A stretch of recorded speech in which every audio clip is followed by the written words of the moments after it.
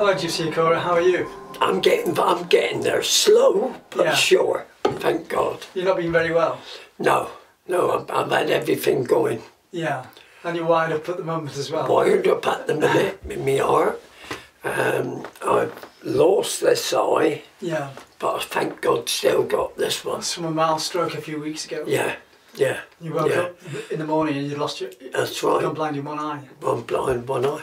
They give me a stick now, a blind stick. Yeah. But you can understand. But you know, I always tell people now not to get old. Yeah. When I was younger, I could jump through the eye of a needle. Yeah. Now I can hardly see the needle. So, what was your childhood like? Where were you from? I was born on a bit of waste ground, just off Everton Street in Plymouth. Many years ago, the gypsies used to go on that bit of waste ground. Yeah. But it's all been built on now.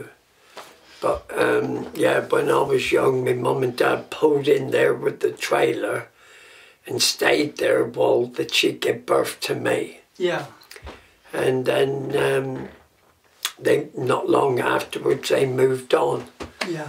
And but that's where my roots are. My roots are in Plymouth, born in Plymouth, on a bit of waste ground.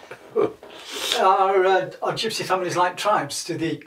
Are they like what? Are they like tribes? Do they have little group names? Yeah, you got the surname, and the surnames of all gypsies can tell you where they come from. Yeah. Are they like if you had the name Lee? Most of the Lees come from London. Yeah. They travel around London way. Then you've got the name, what's another one? They're related, they're called Price. They're related to the Lees, but they come from Wales. Yes. Then you've got the Smiths, Smith family. And you can tell by their surnames where they come from. And a lot of the Smiths take the name Petralengro. Yeah. You've heard of Gypsy Petralengro. Well, their real name is Smith, because if I had a horse years ago and I wanted to take the horse to the smithy, in Gypsy language, you're going to say take the grey to the smithy mush. Petralengro, they call the smithy. The word for Roman in Romany for Smith is Petralengro. Yeah. And what was your family name? My family name was Broadway. Yes. But my mother's side was called Smalls. Yes. That was the Smalls, and they married the Broadways. And where does that gypsy group originate from? All in the West Country. Yeah. All down here. So, yeah. So you, So you're born in Everington Street? Born just off Everington Street in a place called Ewers Row. Yeah. And it was a big bit of ground there. And in the winter time, a lot of the gypsies pulled on there. Yeah. And they pulled on there this time of year, Christmas time. And that's where they stayed until the spring would come. Then they pull off again and get back on the road. Yeah. But as I say, it's built on now, so nobody goes there. It's houses. What did they do when they were on the road? Every season, in those days, every season had a time. It was a time. I mean, this time of year, you'll laugh now, but at this time of year, when I was a child, I had to go out picking moss. Yes. And put the moss in all the bags and leave it there for a while. Christmas baskets? Yeah, I had to go up to Meverell's, which was here on the Barbican, and order a load of either rings or crosses, and then I'd put the moss on the cross or the ring, and then go off on the moors, pick some holly, come back, put the holly on the wire, stick it in the rings, and then I'd take orders for holly wreaths. Yeah. And that was my Christmas. And then also, on top of Christmas, my grandmother would push me out every night with a basket on my arm. And I had to go out into all the pubs, mainly on the Barbican, all the pubs. As a baby, as a boy, I wasn't very old, I was about 5 or 8, between 5 and 8. And I used to go to the woman behind the bar and say, do you want to buy any mistletoe? And if she bought a bit, she put it up over the bar, and then I'd go round to all our punters and say, would you buy a bit of mistletoe for Gypsy? It's Christmas. And I'm trying to help my grandmother and things like that, you know, beg what we call mong. Mong, chavvy, mong for a bit of money. And that was the Christmas time. And then we get ready then for the spring and the summer. In the springtime, would you be doing fetes and like things like that? My grandmother would go out on the doors, knocking on doors, trying to tell a few fortunes. Yeah.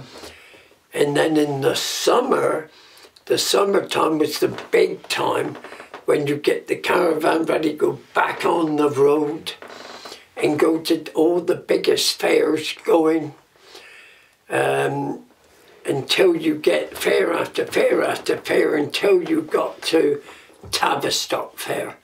And then Tavistock was the last in that summer season. Yeah. And then you get ready for the winter again, and out come the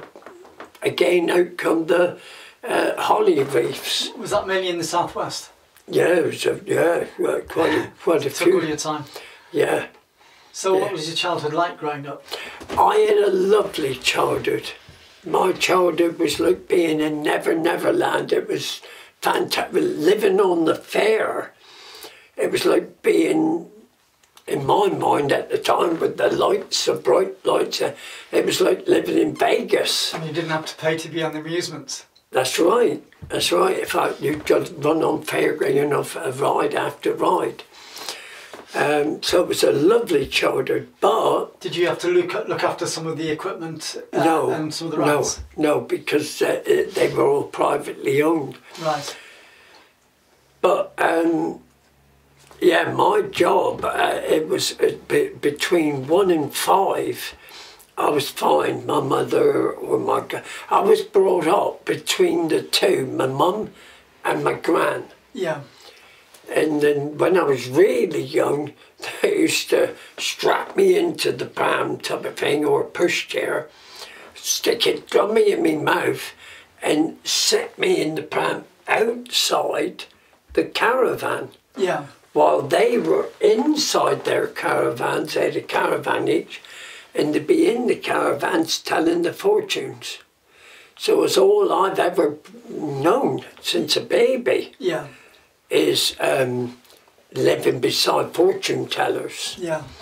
My mother, she called herself, what was she, Gypsy Zambra. And my mother, my grandmother was Gypsy Zara Smith. So yeah, they had all different names.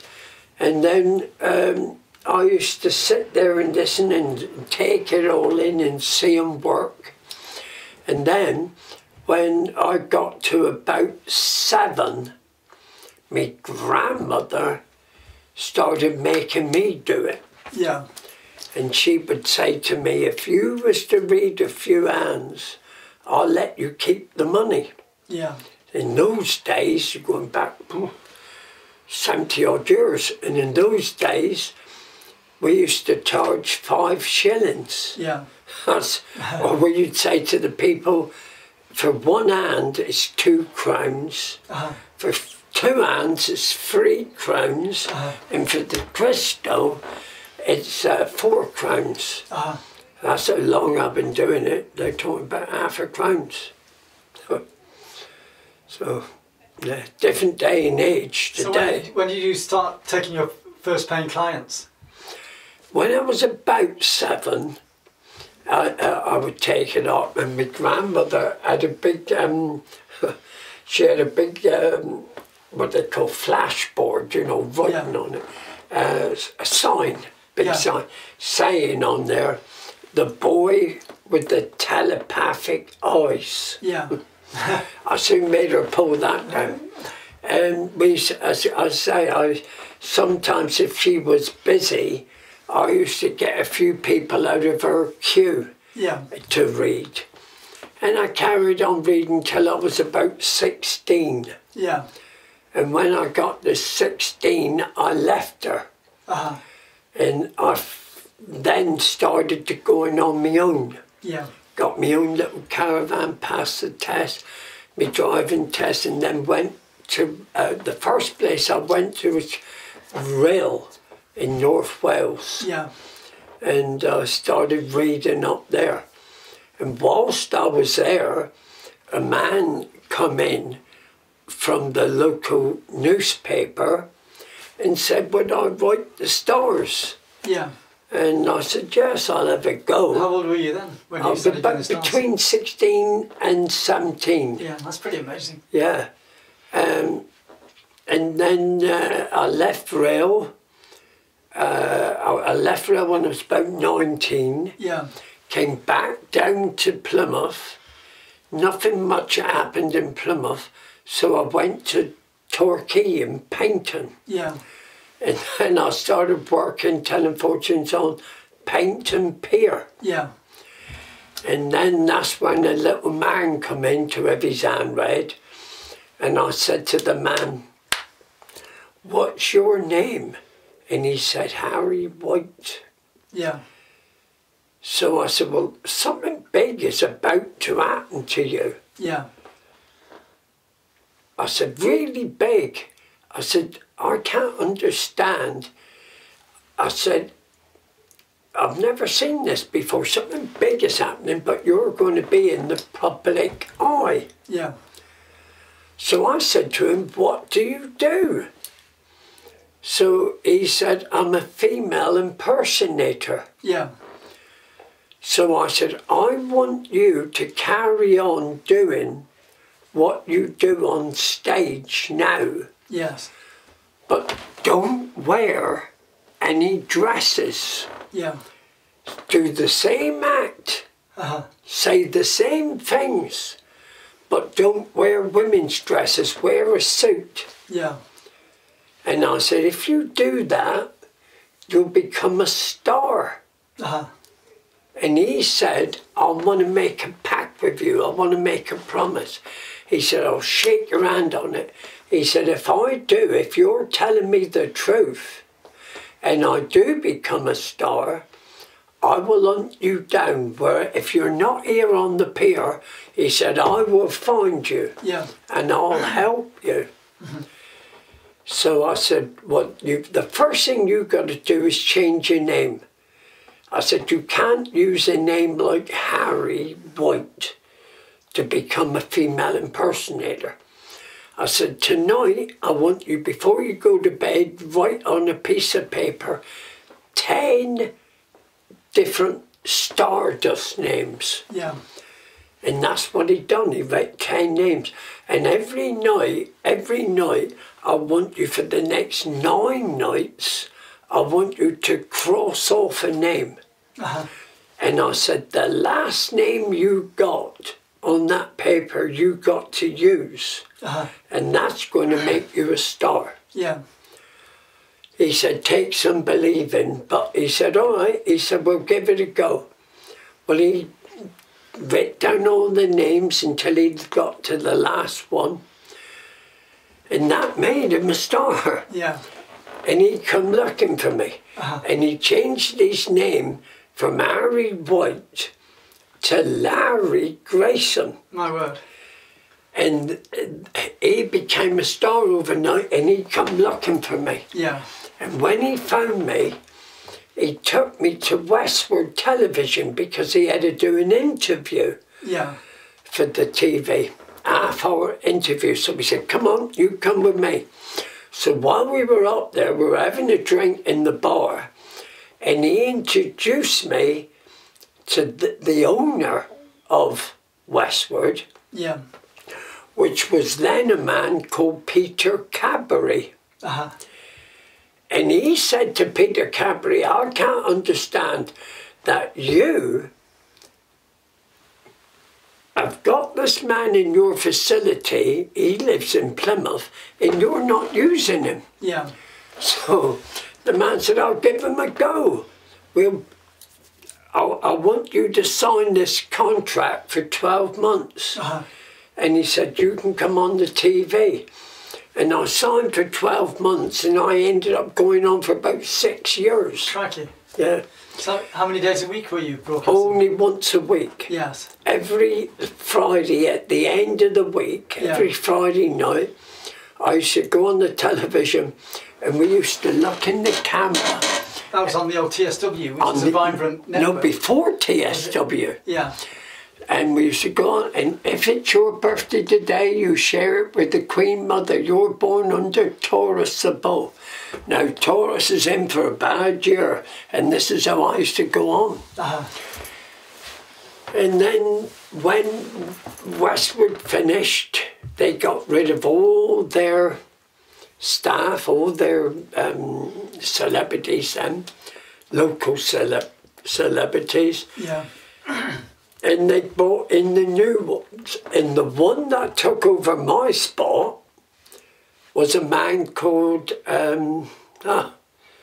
he's well known now, but at the time he wasn't. And I can't think of his name. Was it not Russell? Russell Grant. Russell Grant, yeah. Yeah, Russell Grant. He was the one that took over my spot. Is he from Plymouth originally then? No, he was from London. He was a failed actor. Yes. But took up astrology and things like that. But he'd done well. Yeah. Before he'd come on the scene. You don't hear of him these days either. Eh? You don't hear of him these days. No, I think he's half retired. Yes. But he changed the people's view of astrology. Because many years ago people classed it as witchcraft. Yes. But when he went on, he called it he would say, come on little starlights, and made light of it. Made it glamorous. Yeah, yeah. So he changed it all, and a lot of people like me, like astrologers, ought to be grateful for somebody like him for turning it around, make it easier. But I've been going now ever since I was about, how can I say, 7 or 8. Yeah. And when I was 19, I came back to Plymouth, went upon the pier, left Painting Pier, come back to the Barbican, and I got a little lock-up place up in New Street. Yes. Number 27 New Street, I think it was. And I was up there for a couple of years, done well up there, paid £1 a week rent, and done well, and then left New Street to come down here in the main street, because this used to be the main street. Now it's not. The front now, where they got all the restaurants, is now the main street. Yes. This is the back street now, but yeah, and I've been down here ever since, so I can't remember when I come here. I must have come here when I was in my late 20s. Yeah. I'm now going into, well, what am I now? Going on 72. Yeah. So I don't know how many years ago, how many years that is, but I know I've been here more than half my life. Yeah. So I'm now ready to retire. So what I'm doing is cutting the Monday, Tuesday, Wednesday and just working the Thursday, Friday and Saturday. Yeah. Which is plenty enough for an old man. Yeah. So when did you first start doing the readings for your celebrities, or when did the celebrities start visiting you? They started when I was in the caravan when I was 8 or 9, 8, 7 or 8. And then I started coming down here and going into more depth, doing the crystal as well. And while I was here, a man come called Michael Williams. Yeah. And he worked for himself. He had a book company. He was a publisher. Yeah. And he asked me to write a book. And I said, I can't write a book. I can't write my own name. Yeah. I've never been to school. Yeah. I meant to ask you that, what your school background was. Never went in the schoolroom. You've done incredibly well considering. Yeah, yeah. But this man, this old Michael Williams, was a retired schoolmaster. Yeah. He used to work in a boys' private school. So when I told him I can't read or write, he said, if you was to write this book for me, I will educate you. I will teach you how to read and write. Yeah. And I was then in my 20s. So I said, what sort of book do you want? He said, could you write a book called Supernatural in the West Country? Yeah. So I said, well, how am I going to write it? I can't write. So he said, speak into a tape. Yeah. And he said, oh, what they call ghostwrite it. Yeah. So that's what I'd done. I spoke into the tape for hours and hours on end, and he ghostwrote this bloody book and brought it out under my name. Yeah. And that was the start of me now doing books. And after that, when that came out, he said, could you write a prediction book? And then every year then, I'll bring out a different prediction book for the year. Yeah. And then after that, he said, why don't you write small horoscopes to give away to your clients? And hence I bought these things out. Yeah.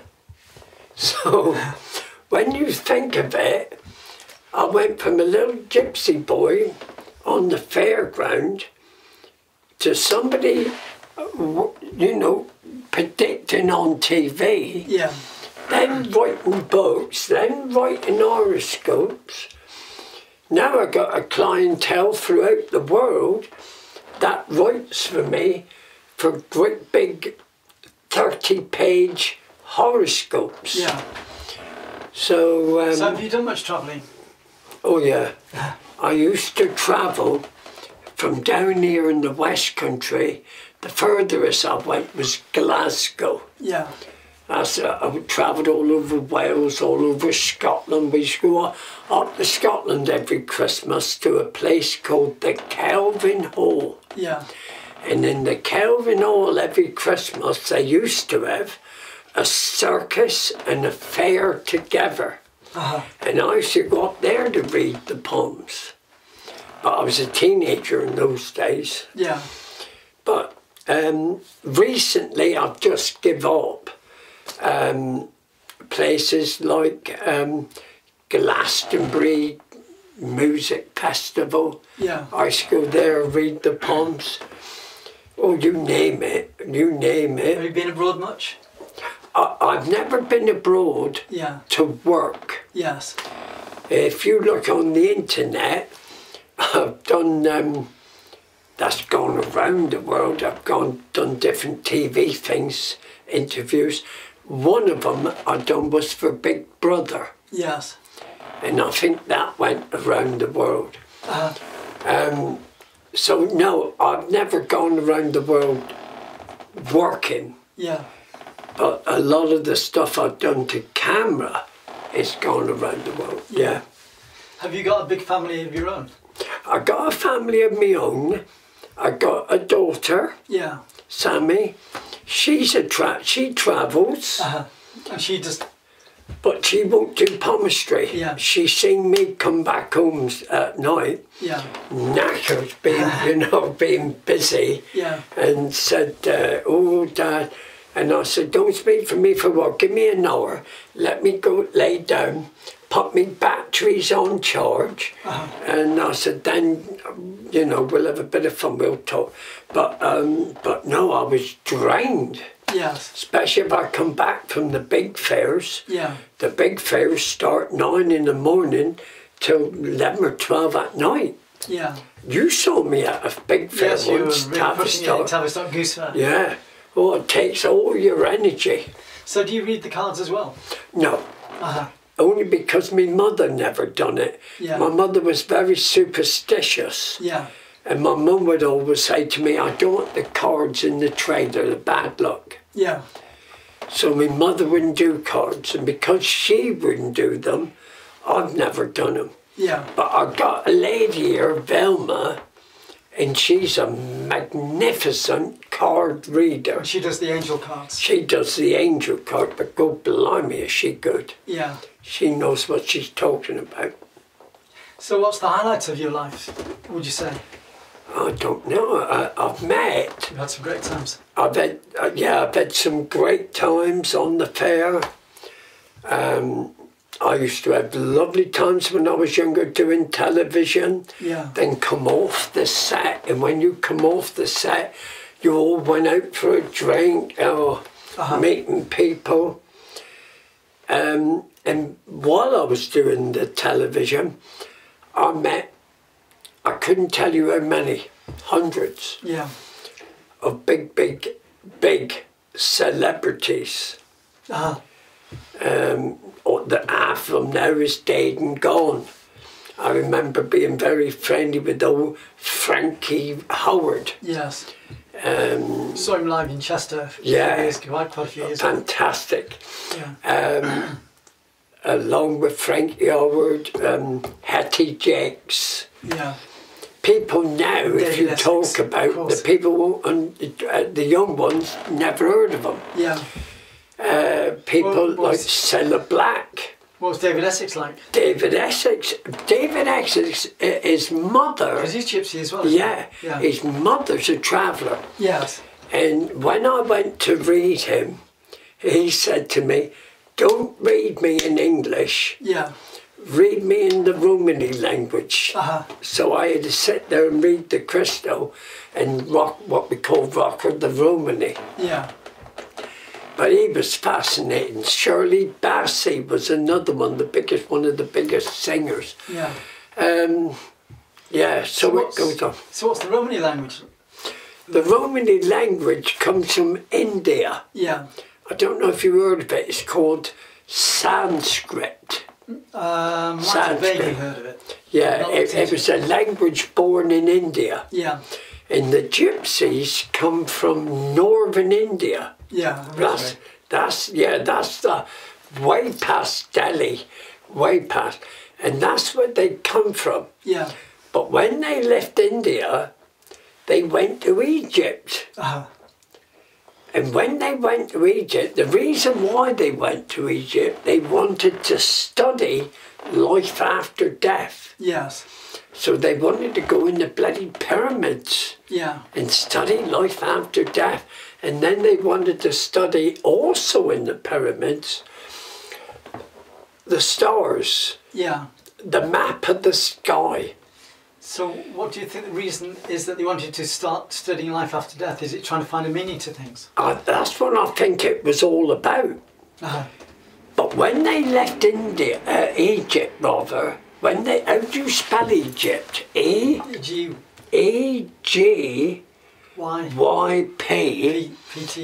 And when they left Egypt, they couldn't call themselves Egyptians. Right.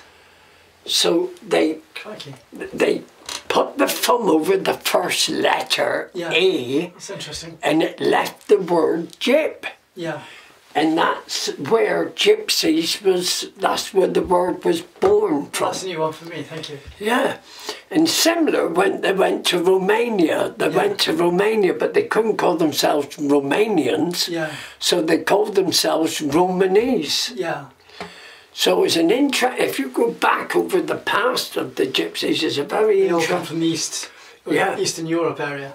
Yeah. They travelled all over Eastern Europe. Yes. But the home was India. Yes. And I don't speak Hindu. Yeah. But the language before Hindu was Sanskrit. Yes.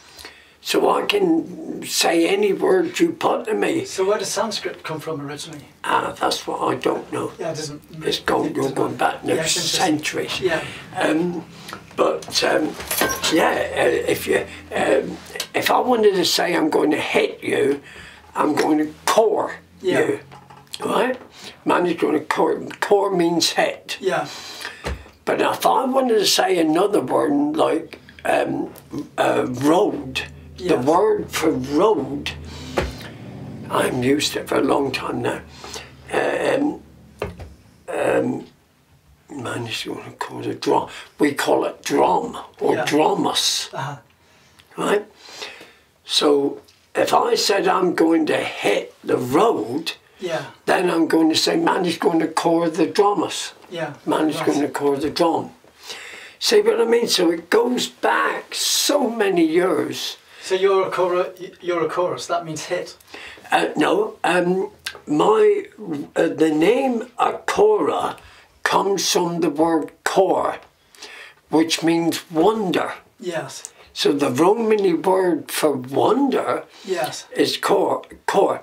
So my grandmother called me Cora Chavi.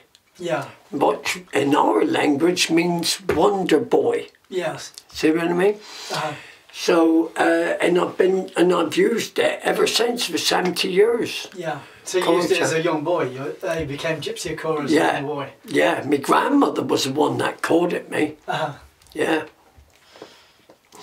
God, now when I look back, really and truly, I've had a fascinating life.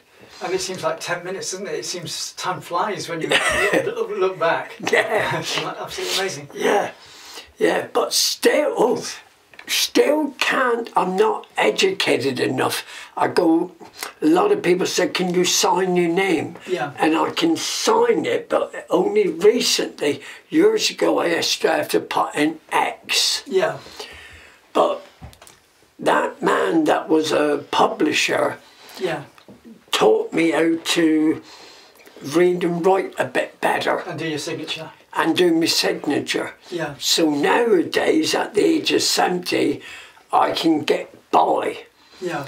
But what you learnt when you was in the primary school, I've just achieved now. Well, my brother and I had to bring ourselves up. We didn't have a father figure around, and my mother was working 50 miles. Having to commute 50 miles to work every day. Wow. So so my brother and I became twin brothers. So you've got a very similar way of life. Yeah. Yeah. Apart from the fact we had a permanent base that we were working from. Yeah. Because I come from going back, talking about me slightly now, I come from what was a middle class family a generation before. Yeah. And we were brought up illegitimate at a time when it was unacceptable. And so we were taboo to our grandparents. Not wanted, and we had to put on a show in town all the time because you know we had to live up to the family name. Yeah, because they were very wealthy landowners. Well, I'm going to say you might have brought yourself up. Yeah. But you sound, as soon as you open your mouth, you sound well educated. Yeah. So you can tell. 12 years in the army. You can tell you come from good people. Yeah. You know what I mean? Well, I respect my mother because she brought us up the proper way to respect other people. She was a heavy churchgoer. Yeah. And it was all about respecting other people. In fact, she put other people before herself all the time. Yeah. And she was taken advantage of, so I won't let myself be taken advantage of. But I still have that respect for diversity and the cross-section of people. Mm. And over the last 26 years, I've literally photographed thousands of people all over Europe. Yeah. And I've got 2,000 videos on YouTube plus now. Wow. Which is all about people and society and what's going on. And going back to what you were saying earlier, you know, a lot of those people aren't around now. So recording is incredibly valuable. That is the problem. The problem I mean, I've been telling fortunes all my life. Yeah. And I got a big, outside the caravan, I got a big board, we call it flash board. Of all the different stars. Yeah. But nowadays, the young ones that's come along, the teenagers, they don't know them. Yeah. You know, star signs. Yeah, they look at the board and they can recognise one or two. Yeah. I know there's one up there I got up there now. He's still on EastEnders. He's one of the bad ones on EastEnders. He's been there forever. Yeah. They recognise him. They recognise people like Schofield. Yeah, Philip Schofield. Yeah. They recognise them because they're still on. They're still working. But the ones that's come off... Well, I mean, Philip Schofield's never changed because he went grey at about 23, 24. Yeah. But so he's always got the same age. When he first come to me and had his palm red, his hair was black at the time. Yeah. But yeah, you're right. Because he was a children's television presenter to start with. Yes, that's right. Then working with Noel Edmonds. But he come from Newquay. Yeah. He's from the West Country, and little West Country boy done well. Yeah. See what I mean? So yeah, they're then there was another one, she done well from down here. Oh, I can go on. There was Judy Spires. Judy Spires, she's not as well known, but the one who married Lenny Henry. Yeah, she originally, didn't she come from Corsans originally? Probably, yeah. Dawn French. Dawn French. Yeah, French and Saunders. Yeah, and then there was another one. She was big, she came from down here. Yeah. I used to go to her house. There's lots of talented people down here, but they have to go out of town to get their careers, and then they come down for holidays and visits when they make their success. Yeah. Cool, when you think about it, cool, you write a book on bloody what you've been through. But the trouble is, if I read a book now, people wouldn't believe it. Robert Lenkiewicz is a lovely character. Did you know that at all? Yeah, but again, you tell the young ones that, they'll say you was he. Yeah. Did you have any talks with Robert Lenkiewicz? He started to draw me. Yeah. And he was going to paint it. First of all, he wanted to do a drawing. Yes. Then afterwards, he wanted to paint it. Yeah. But he'd done it months before he died. Yeah. So he never finished it off. Because when he realised he was becoming ill, he wanted to prioritise the celebrities. Yeah. Because I'd been painted by him several times. Yeah. And he was an ongoing work in progress. Yeah. But it never got finished, but it was sold on later on. That's right. He borrowed, I tell you, this is a true story. One day I went, it was when I was working for television, I went to have my hair cut. Yeah. And the man that was cutting my hair thought, like a lot of people do, he thought that I was into witchcraft, but I wasn't. Yeah. Anyway, he gave me a book. When I left the hairdressers, I paid him for my haircut and he gave me a book. And I took the book home and I wasn't long married. But my wife wouldn't have the book in the trailer. Yeah. She said, put it under the trailer. I said, you can't put it under, what if it rains? Yeah. She said, put it in a cellophane bag and then it won't get wet. So I had to put the book in the cellophane bag and then put it under the trailer. Yeah. And I thought it was a book because it was pictures of the zodiac and things like that in it. But I couldn't read it. Yeah. But she could, and she used to say, this is not written like a normal book. This is all done in a pen, in a quilt, what they call like a feather pen. Yeah. So one day, when I was back in Plymouth, I picked up the book and took it to a man in the Plymouth Library. Yeah. Called Bill Best Harris. And he was like a historian. And he read this book and said to me, this is not a book. He said, he had to explain it to me because I never heard of it. He said, it's not a book, it's what they call a manuscript. Yeah. And he said, it's all about conjuring up the devil. Yeah. Oh, I said, no wonder my wife were never in the caravan. Yeah. I said, she's superstitious, she thinks it's bad luck, so I said, I don't want it. So he said, well, I'll send it to Sotheby's for you. Yeah. So we sent it to Sotheby's, and in those days it was auctioned. And he'd come back and give me a cheque back for £2,000 odd. Crumbs. And I had it given to me by that hairdresser. Yeah. I bet he would have given it to me if he knew. Yeah. But what I was saying about Lankovich, when I first had it, I'd give it to him to read. Because he was into witchcraft. He was a big, he was way into it. He's into any occult, yeah. section of everything, yeah. Yeah. Could I then get that book back? Yeah. Yeah.